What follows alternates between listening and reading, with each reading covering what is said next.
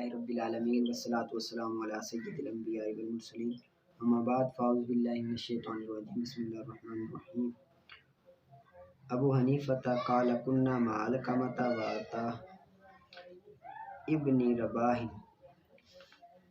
فسألہ علقمۃ ان مؤمنون ان شاء اللہ تعالی۔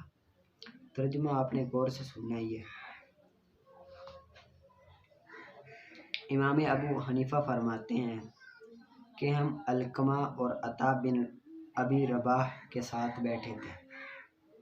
عطا بن ابی رباح کے ساتھ بیٹھے تھے کہ علقمہ نے عطا سے سوال کیا کہ اے ابو محمد، ہمارے شہروں میں بلادنا ہمارے شہروں میں ایک ایسی قوم ہے، ایسے لوگ ہیں جو اپنے لیے ایمان بالیقین ثابت نہیں کرتے۔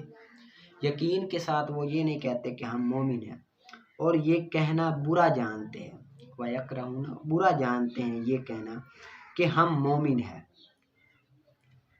کہ وہ یہ کہیں کہ اِنَّا مُؤْمِنُونَ ہم مومن ہیں۔ بل یقولون بلکہ وہ کہتے ہیں اِنَّا مُؤْمِنُونَ انشاءاللہ کہ ہم مومن ہیں انشاءاللہ، اگر اللہ نے چاہا تو ہم مومن ہیں، یعنی کہ شک کرتے ہیں، یقین کے ساتھ نہیں کہتے۔ اب عطا نے کہا کہ ان کو کیا ہوگا کہ وہ یقین سے ایسا نہیں کہتے، ان کو کیا ہے کہ وہ یقین سے ایسا نہیں کہتے۔ علقمہ نے جواب دیا کہ وہ یہ کہتے ہیں کہ جب ہمارے لیے ایمان ثابت کیا، ہماری جانوں کے لیے ایمان ثابت کیا، جعلنا تو ہم نے اپنی جانوں کے لیے جنت کو بنا لیا، جنت کا دعویٰ کیا۔ جب ہم یہ کہے کہ ہمیں یقینی طور پر ہم مومن ہیں تو پھر گویا کہ ہم نے جنت کا دعویٰ کر لیا، وہ یہ کہتے ہیں۔ تو عطا نے کہا سبحان اللہ ھذا من خدع الشیطان، یہ تو شیطان کے دھوکہ اور اس کے ہلے ہیں، اس کا ہلا ہے کہ اس نے ان کو مجبور کیا، اس نے ان کو مجبور کیا کہ اللہ تعالیٰ کے سب سے بڑے احسان کو نہ مانے، ان دافعوا نہ مانے، سب سے بڑے احسان کو، اللہ تعالیٰ کے احسان کو نہ مانے، وَهُوَ الاسلام، اور وہ اسلام ہے، وہ جو احسان ہے وہ کیا ہے؟ اسلام ہے۔ اور اسی طرح رسول صلی اللہ علیہ وآلہ وسلم کی سنت کی خلاف ورزی کرے، سنت کی خلاف ورزی کرے۔ رأیت اصحاب رسول اللہ صلی اللہ علیہ وآلہ وسلم، میں نے اصحاب رسول صلی اللہ علیہ وآلہ وسلم کو دیکھا ہے کہ وہ اپنے لیے ایمان کو ثابت کیا کرتے تھے، ایمان کو ثابت کیا کرتے نے، ایمان بالیقین ہوتا تھا، اپنی جانوں کے لیے شک نہیں ہوتا تھا۔ وَيَذْكُرُونَ اور وہ ذکر کرتے تھے اس کا رسول صلی اللہ علیہ وآلہ وسلم سے۔ فقال لهم یقولون انا مؤمنون، پھر عطا نے کہا ان کے لیے کہ وہ یہ کرتے تھے کہ ہم مومن ہیں، ہم مومن ہیں، یہ کہتے تھے۔ ولا یقولون ان من اہل الجنہ، اور وہ یہ نہیں کہتے تھے کہ ہم جنتی ہیں، یہ ضرور کہتے تھے ہم مومن ہیں، یہ نہیں کہتے تھے کہ ہم کیا ہیں؟ جنتی ہیں۔ فإن اللہ تعالی، پس بے شک اللہ تعالیٰ اگر عذاب دے تمام آسمان والوں کو اور تمام زمین والوں کو اپنے عذاب سے، وَهُوَ غَيْرُ ظَالِمٍ، تو وہ ان کے لیے ظالم نہیں ہوگا۔ تمام آسمان والوں کو اگر اللہ تعالیٰ عذاب دے دے، زمین والوں کو عذاب دے دے تو وہ ظالم نہیں ٹھہرے گا۔ تو علقمہ نے کہا فقال، تو ان کے لیے علقمہ نے کہا اے ابا محمد، اے ابو محمد، اگر اللہ تعالیٰ عذاب دے ملائکہ کو، اگر اللہ تعالیٰ ملائکہ کو، فرشتوں کو عذاب دے جنہوں نے چشم پوشی کی مقدار بھی گناہ نہیں کیا، آنکھ جھپکنے کی مقدار بھی گناہ نہیں کیا، تو وہ کیا ان کے لیے ظالم نہیں ٹھہریں گے؟ تو اس عذاب دینے سے اللہ تعالیٰ ظالم نہیں ٹھہرے گا ان کے لیے۔ اب عطا نے کہا کہ نہیں، ان کے لیے نہیں ٹھہرے گا، ان کے لیے بھی ظالم نہیں ٹھہرے گا۔ کیوں؟ آگے کہتے ہیں قال ھذا عندنا عظیم، کہ یہ جو ہمارے نزدیک بہت باریکی والی بات ہے، بڑی گہری بات ہے اور بڑی دقیق بات ہے، ہم اس کو کیوں کر سمجھے؟ فکیف نعرف، ہم اس کو کیوں کر سمجھے؟ فقال لہ یا ابن اخی، اے میرے بھتیجے، بھائی کے بیٹے، یہ مذہب تو اہل قدریوں کا ہے، یعنی کہ معتزلہ کا یہ مذہب ہے۔ یہ مذہب جو ہے نا، یہ کن کا ہے؟ معتزلہ کا ہے، کہ وہ یہ کہتے ہیں کہ عذاب دے دے تو پھر وہ ظالم ٹھہرے گا۔ معاذ اللہ، یہ نہیں ٹھہرے گا، یہ تو بڑی دور کی بات ہے، ہم اس کو سمجھ ہی نہیں سکتے۔ اس سے بچا، تم اس سے بچو، ٹھیک ہے، اس کو تو ہم سمجھ ہی نہیں سکتے۔ من ہا ہونا، تم اس کو بچو، فَإِيَّاكَ، تم اس سے بچو، کہ تم یہ کہو ان کے قول کے لیے کہ بے شک یہ تو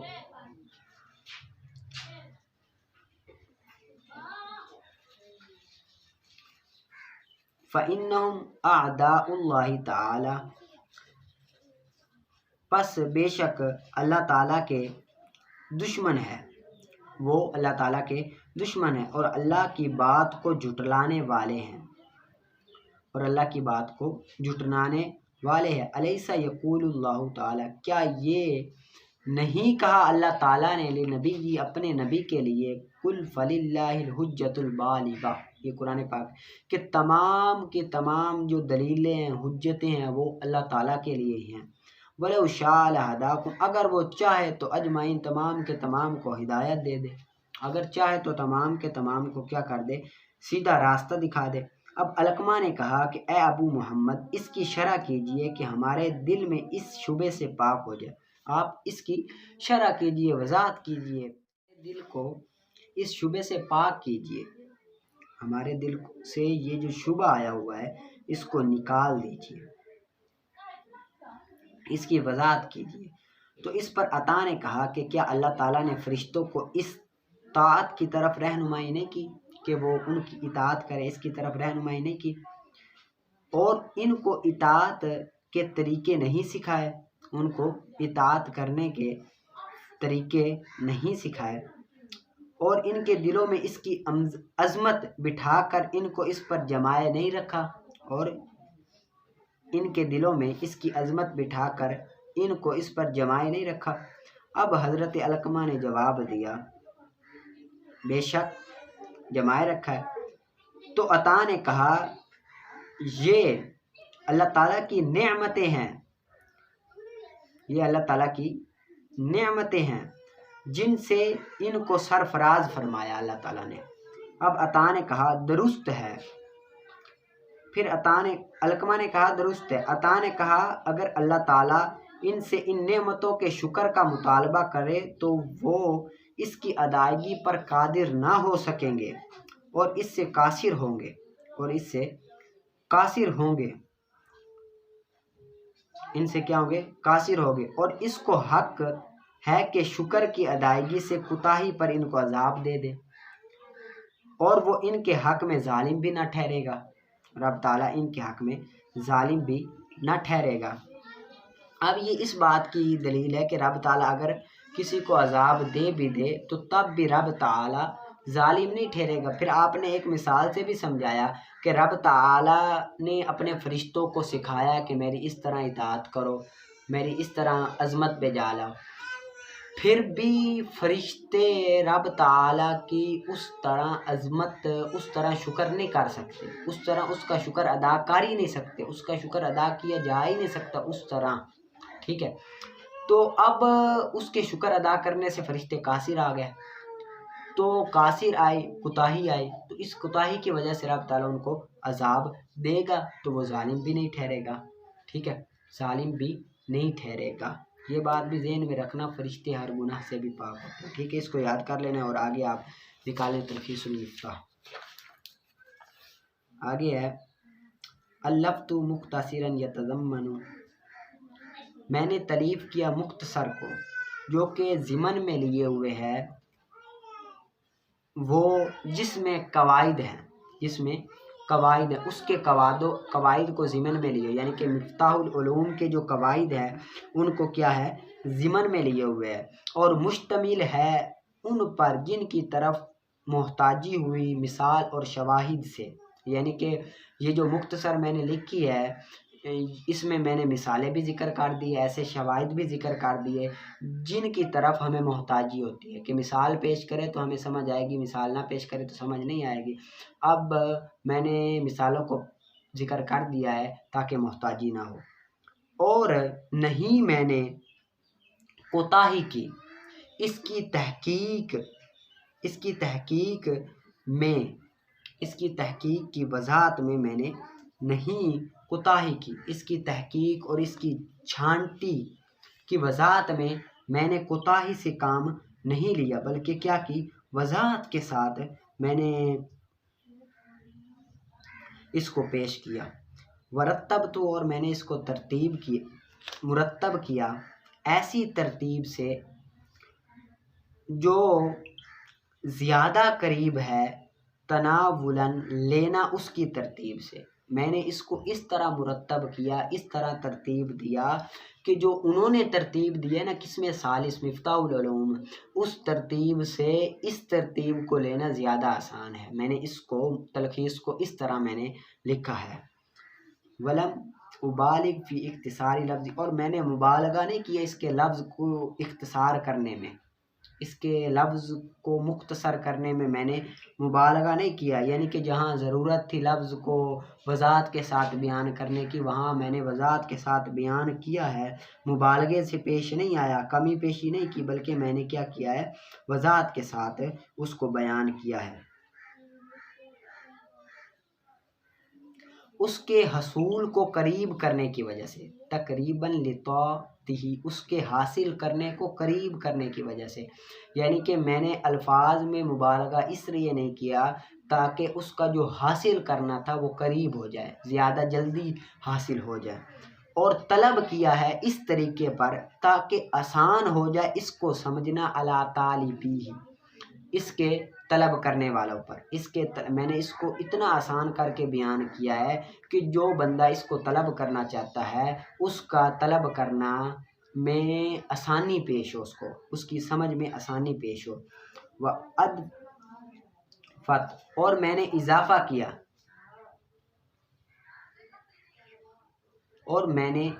اضافہ کیا اس فوائد کی طرف، اس میں ثالث کے چند اور جو فوائد ہے اس میں نے اضافہ کر دیا، یعنی کہ پہلے قواعد تھے مفتاح العلوم میں، تو اب میں نے اور اضافہ کر دیا۔ کیوں؟ اثرتو، کون سے فوائد کا اضافہ کیا؟ اثرتو کے جو مطلع ہوا جن پر میں بعض قوم کی کتب میں، یعنی کہ دوسرے جو بندے ہیں دوسری قوم ہے ان کی کتب میں سے میں نے چند فوائد ایسے دیکھے جو مفید تھے، وہ بھی میں نے اس میں ذکر کر دیے۔ وزوائد، اور ان کی کتب سے علاوہ بھی کچھ زوائد کو ذکر کیا، لم اظفر، جو میں نے کہیں کسی ایک کے کلام میں نہیں پایا، بالتصریح بہا، جس نے اس کے ساتھ تصریح کی ہو، ولا بالاشارۃ الیہ، نہ ہی جس نے اس کی طرف اشارہ کیا ہو۔ یعنی کہ میں نے بعض کتابوں سے بھی قواعد لیے ہیں اور میں نے ایسے قواعد بھی ذکر کیے ہیں جو میں نے نہ ہی کسی ایک کی کسی قوم میں سے کسی بندے کی کتب میں نے پائے ہیں، اپنے خود سے میں نے قواعد ایسے لکھے ہیں جس کا کسی نے نہ ہی وضاحت سے ارشاد فرمایا ہے نہ ہی اشارے سے فرمایا ہے، وہ قواعد بھی میں نے اس میں ڈال دیے ہیں۔ وسمیت، اور میں نے اس کا نام رکھا تلخیص المفتاح، تلخیص المفتاح کے ساتھ، وانا اسأل، اور میں سوال کرتا ہوں اللہ تعالیٰ سے اس کی فضل کے بارے میں کہ وہ نفع دے اس کے ساتھ، کما نفع، جس طرح اس نے نفع دیا، باصل، اس کی اصل کے ساتھ، یعنی کہ اس کی اصل سے مراد قسم ثالث مفتاح العلوم کے ساتھ جس طرح رب تعالیٰ نے نفع دیا ہے اسی طرح اس کتاب کے ساتھ بھی نفع دے۔ انہ ولی ذالک، بے شک وہی اچھا نفع بخش ہے، ولی اور نفع دینے والا وہی اچھا ہے اور وہی کافی ہے مجھے، وہو حسبی، اور وہ مجھے کافی ہے، ونعم الوکیل، اور وہی اچھا کارساز ہے، وہی کیا ہے اچھا کارساز ہے، ٹھیک ہے، اس کو آپ نے یاد کر لینا، آگے عبارت ترکیب اچھی طرح سے نکال کر آنی ہے۔ آگے نکالیں اصول الشاشی کا۔ اصول الشاشی کا اختلاف ہے ائمہ اکرام کا اس بات میں کہ رسول صلی اللہ علیہ وآلہ وسلم کا جو قول ہے وہ وجوب پر دلالت کرتا ہے کہ نہیں کرتا۔ امام اعظم اور امام شافعی کا اس بات میں اختلاف ہے۔ امام شافعی فرماتے ہیں کہ فعل رسول وجوب کا فائدہ دیتا ہے، یعنی کہ جو بھی رسول صلی اللہ علیہ وآلہ وسلم کا فعل ہوگا وہ وجوب کا فائدہ دے گا۔ دلیل ان کی سرکار دو عالم صلی اللہ علیہ وآلہ وسلم نے غزوہ خندق میں جنگ لڑنے کے بعد یا اسی موقع پر اپنی قضا نمازیں جو اس غزوے میں فوت ہوئی تھی تو ان کو ادا کرنے کے لیے صحابہ کرام سے فرمایا صلو کما رأیتمونی اصلی، صلو کما رأیتمونی اصلی، نماز پڑھو جس طرح مجھے نماز پڑھتا دیکھو۔ لہٰذا پتہ چلا کہ فعل رسول وجوب کا فائدہ دیتا ہے، فعل رسول وجوب کا فائدہ دیتا ہے۔ تو یہاں پر رسول صلی اللہ علیہ وآلہ وسلم نے فرمایا جس طرح مجھے دیکھو اسی طرح کرو، تو فعل رسول تو ہے لیکن وجوب کا فائدہ دے رہا۔ اور امام اعظم فرماتے ہیں مطلق فعل رسول صلی اللہ علیہ وسلم وجوب کا فائدہ نہیں دیتا، مطلقاً فعل رسول صلی اللہ علیہ وسلم وجوب کا فائدہ نہیں دیتا، بلکہ وہ وجوب کا فائدہ دیتا ہے جس پر رسول صلی اللہ علیہ وآلہ وسلم نے ہمیشگی کے ساتھ کیا بھی ہو اور اس کے کرنے کا حکم بھی فرمایا ہو، جو ہمیشگی کے ساتھ حضور صلی اللہ علیہ وسلم نے کیا بھی ہو اور کرنے کا حکم بھی فرمایا ہو۔ دلیل اس کی سرکار دو عالم صلی اللہ علیہ وآلہ وسلم نے وصال کے روزے رکھے تو آپ صلی اللہ علیہ وآلہ وسلم کو دیکھ کر صحابہ اکرام علیہم الرضوان نے بھی وصال کے روزے رکھنے شروع کر دے تو ان کے رنگ پیلے پڑ گئے اور کمزور ہو گئے۔ نبی کریم صلی اللہ علیہ وآلہ وسلم نے ان سے پوچھا کہ تم کمزور کیوں ہو گئے ہو؟ تو انہوں نے عرض کی یا رسول اللہ ہم نے وصال کے روزے رکھنا شروع کر دیے۔ تو سرکار دو عالم صلی اللہ علیہ وسلم نے صحابہ کرام علیہم الرضوان سے فرمایا ایکم مثلی، تم میں سے کون میری مثل ہے؟ میرا رب مجھے کھلاتا بھی ہے اور پلاتا بھی ہے۔ لہٰذا آپ صلی اللہ علیہ وآلہ وسلم صحابہ کرام علیہم الرضوان کو سختی سے منع کر دیا وصال کے روزے سے۔ اس سے پتہ چلا کہ فعل رسول وجوب کا فائدہ نہیں دیتا، اگر وجوب کا فائدہ دیتا تو سرکار دو عالم صلی اللہ علیہ وآلہ وسلم کبھی بھی انہیں منع نہ کرتے، ٹھیک ہے۔ دوسری دلیل احناف کی یہ ہے ابتداء اسلام میں لوگ جوتا پہن کر نماز پڑھتے تھے، کیا نماز پڑھتے تھے۔ ایک مرتبہ سرکار دو عالم صلی اللہ علیہ وسلم نے جوتا اتار کر نماز پڑھی اور دوسرے صحابہ اکرام نے بھی آپ کو دیکھ کر جوتا اتار دیا تو رسول صلی اللہ علیہ وآلہ وسلم نے فرمایا کہ تمہیں کس چیز نے برانگیختہ کیا ہے، تمہیں کس چیز نے ابھارا ہے جوتے اتارنے پر، کس چیز نے تمہیں ابھارا ہے؟ تو جبرائیل علیہ السلام کس چیز نے تمہیں ابھارا ہے جوتے اتارنے پر؟ مجھے تو جبرائیل علیہ السلام نے آ کر بتایا ہے کہ میرے جوتے پر نجاست ہے، اس وجہ سے میں نے اپنے نعلین اتار دیے، ٹھیک ہے۔ اب اگر رسول صلی اللہ علیہ وآلہ وسلم تو رسول صلی اللہ علیہ وسلم پر یہاں پر منع فرمانا یہ اس بات کی دلیل ہے کہ فعل رسول وجوب کا مطلقاً فائدہ نہیں دیتا، ٹھیک ہے۔ فعل رسول وجوب کا فائدہ دیتا تو ہے لیکن سرکار دو عالم صلی اللہ علیہ وآلہ وسلم نے انہیں کبھی منع بھی نہ کیا ہو، ہمیشگی کے ساتھ کیا بھی ہو اور کرنے کا حکم بھی کیا ہو، وہ فائدہ دیتا ہے وجوب کا۔ ہر فعل رسول وجوب کا فائدہ نہیں دیتا۔ اور امام اعظم رد کرتے ہیں امام شافعی کا اور امام مالک کا۔ یہاں پر سلو کما رأیتمونی اصلی میں آپ کما رأیتمونی سے فعل رسول کو وجوب قرار دے رہے ہیں، فعل رسول کو وجوب قرار دے رہے ہیں، حالانکہ ایسی بات نہیں ہے بلکہ سلو سے امر سمجھا جا رہا ہے، سلو فعل امر ہے نا، امر سمجھا جا رہا ہے کیونکہ فعل رسول کما رأیتمونی कमा रही तुमूनी ही अमर का फ़ायदा देता है तो सल्लू लाने की क्या ज़रूरत थी।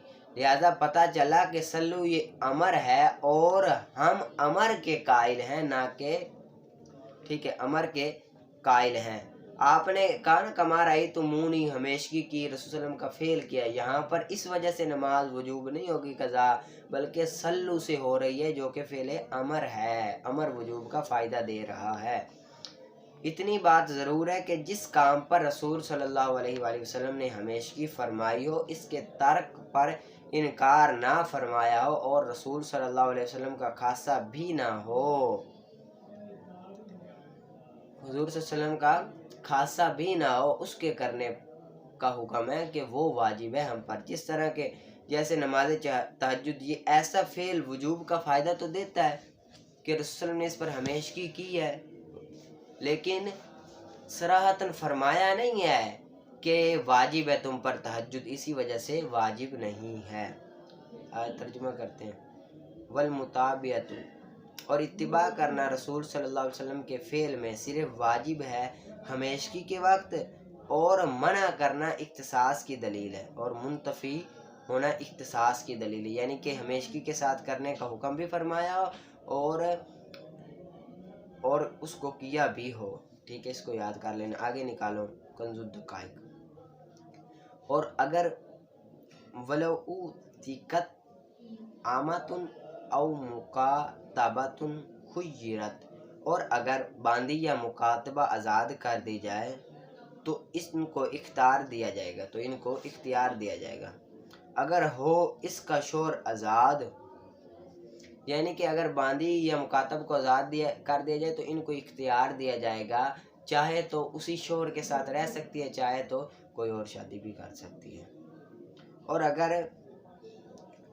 अगर निकाह करे बगैर इजाज़त के, अगर ये निकाह करे बगैर इजाज़त के फिर आज़ाद हुई तो निकाह बगैर इख्तियार के नाफिज हो जाएगा, तो इख्तियार नहीं होगा। अगर निकाह उसने मौला की इजाज़त के बगैर किया तो फिर उसको इजाज़त ने इख्तियार की इजाज़त नहीं होगी, वो तोड़ नहीं सकती आज़ाद के बाद। और अगर वती कर ली उससे पहले तो महर होगा उसके लिए।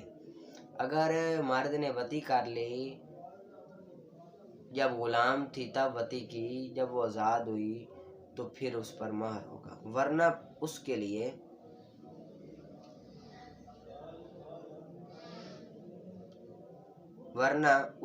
यानी कि इसके आज़ाद होने से पहले तो महर आका को मिलेगा। अगर आज़ाद होने से पहले महर जो होगा वो आज़ाद आका को मिलेगा, आज़ाद होने के बाद लोंडी खुद को मिलेगा। और जिसने अपने बेटे की बांदी से वती की, और जिसने वती की अपने बेटे की बांदी से, और इससे बच्चा हुआ और दावा किया इसका, यानी कि बाप ने जिसका बेटा हुआ दावा किया बच्चे का, तो साबित हो जाएगा उसका नसब, उससे नसब साबित हो जाएगा, और होगी वो उम्मे वलद, उसके लिए उम्मे वलद होगी, और उस पर उसकी कीमत अदा करनी होगी, ना कि उसकी आज़ादी होगी। उसकी कीमत अदा करनी पड़ेगी, यानी कि महर अदा करने पड़ेगा। अपने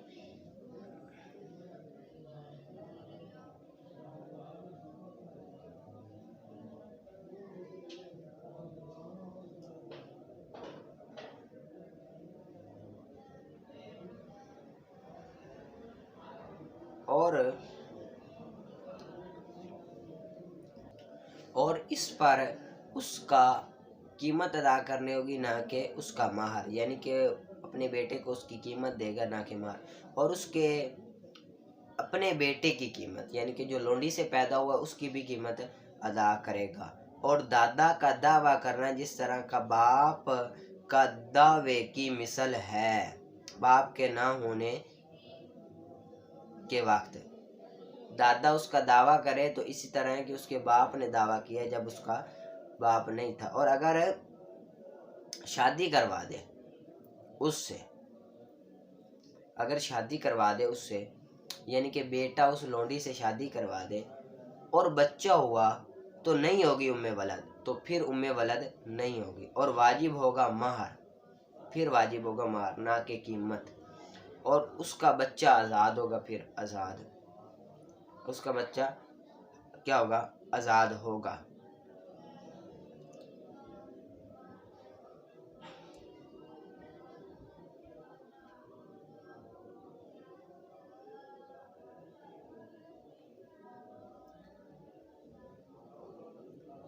کہا ایک عورت نے اپنے شوہر کے آقا سے، اپنے شوہر کے آقا سے کہا، سید آقا سے کہا کہ تو آزاد کر میری طرف سے 1000 درہم کے بدلے، 1000 درہم سے بدلے آزاد کر، تو بس اس کا فعل کرنا نکاح کو فاسد کر دے گا، تو نکاح فاسد ہو جائے گا، ایسا کرنا نکاح فاسد ہو جائے گا۔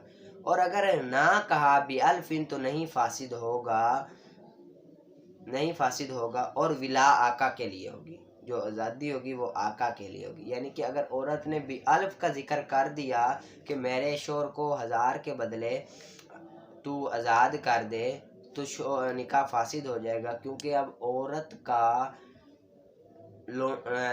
عورت مالک نہیں بن سکتی، اسی وجہ سے نکاح بھی کیا ہو جائے گا؟ فاسد ہو جائے گا۔ اگر الف کا ذکر نہ کیا تو پھر نکاح فاسد نہیں ہوگا۔ ٹھیک ہے، اس کو یاد کرنا ہے آپ نے، اچھی طرح سے ترکیب عبارت نکالیں، پڑھا سنا قبول فرمائیں۔